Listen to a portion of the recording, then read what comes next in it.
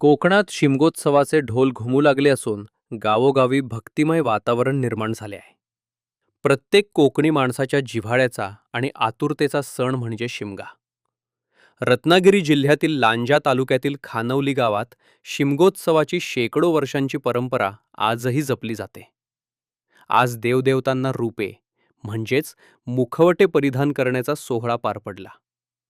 नवलादेवी, धनीन, भराडीन, जाकादेवी, निनाई पावणाई, संतदेव, सांबदेव, आकार ब्राह्मणदेव, इटलाई देवी, चक्राई देवी या देवता पालखीत विराजमान झाल्या.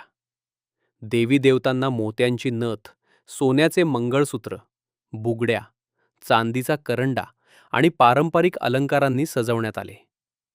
18 पगड जातींचे मानकरी, भोई, गावकर, निशाणवाले, कावडवाले, चौरीकाठीवाले या सोहळ्यात सहभागी झाले.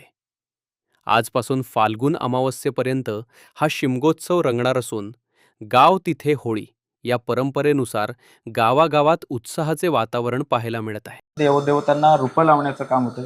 खानवली गावाची एक वेगळी शिमगोत्सवाची परंपरा आहे. आपण गावकर म्हणून काय सांगाल? खानवली गावची ही नवलादेवीची पालखी आज या ठिकाणी नवलादेवीच्या मंदिरामध्ये सजते. या पालखी सजवत असताना विविध प्रकारचे दागिने, विविध प्रकारचे लोक या ठिकाणी येत असतात आणि सजवण्याचं काम करतात. त्यामध्ये दागदागिन्याने सजलेली, वस्त्राने नटलेली अशी आहे आमची खानवलीची नवलादेवी.